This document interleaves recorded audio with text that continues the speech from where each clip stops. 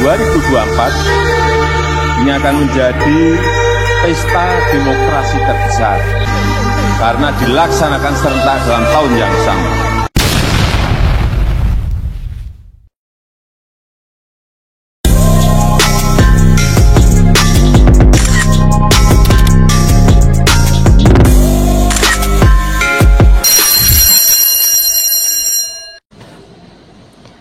Om Swastiastu.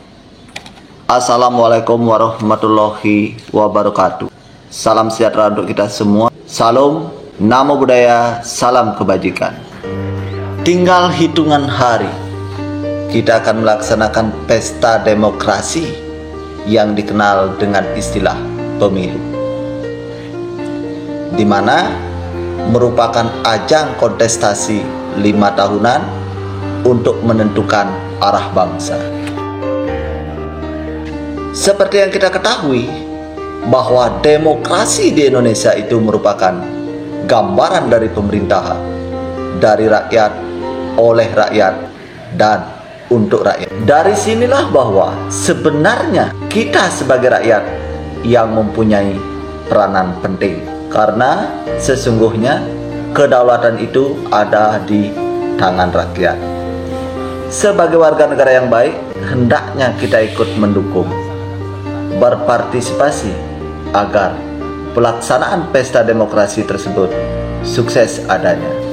Karena walaupun kita rakyat biasa, kita juga memiliki hak dan kewajiban, seperti berhak untuk dipilih dan memilih, serta berkewajiban untuk mengawal agar pelaksanaan pesta demokrasi tersebut sukses adanya.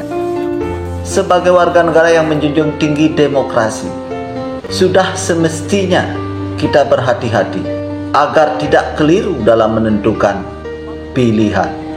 Jangan mau terprovokasi oleh mereka yang hanya mementingkan kepentingan sesaat, karena boleh jadi kita hanya akan dimanfaatkan untuk kepentingan pribadi ataupun kelompok mereka saja.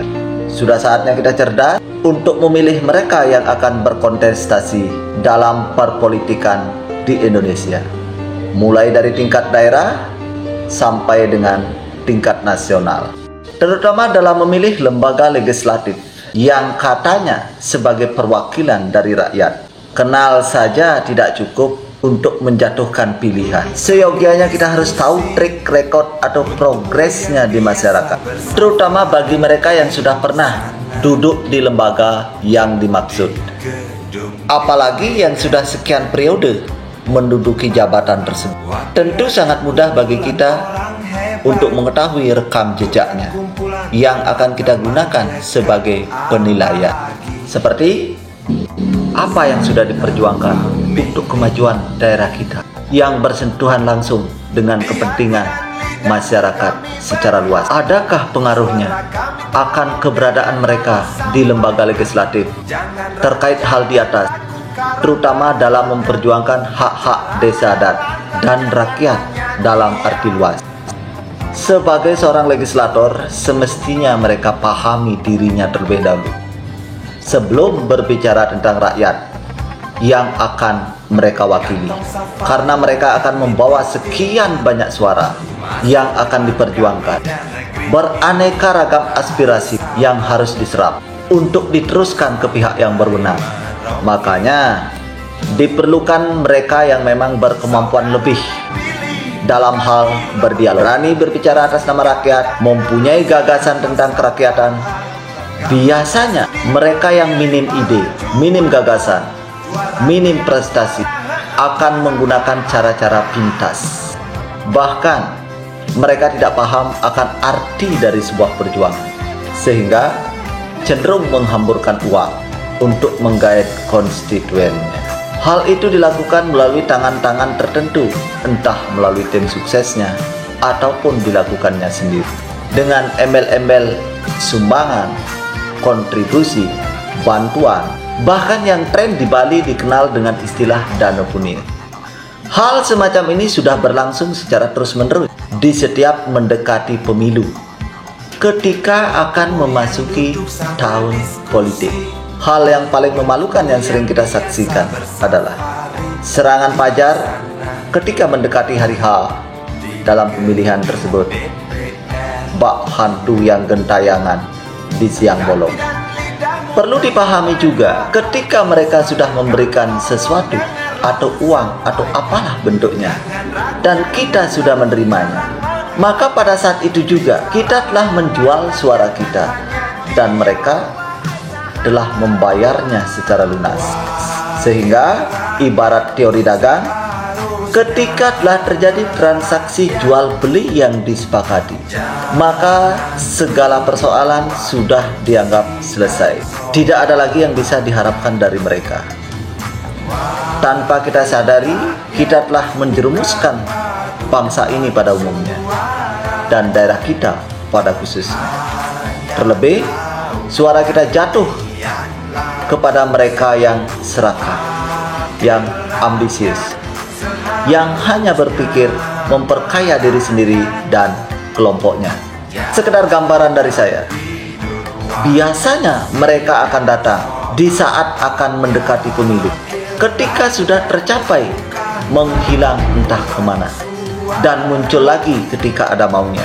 Pura-pura sebagai dermawan yang sangat loyal untuk berbagi, atau memberi bantuan uang, atau yang lain. Walaupun itu dilakukannya hanya sekali.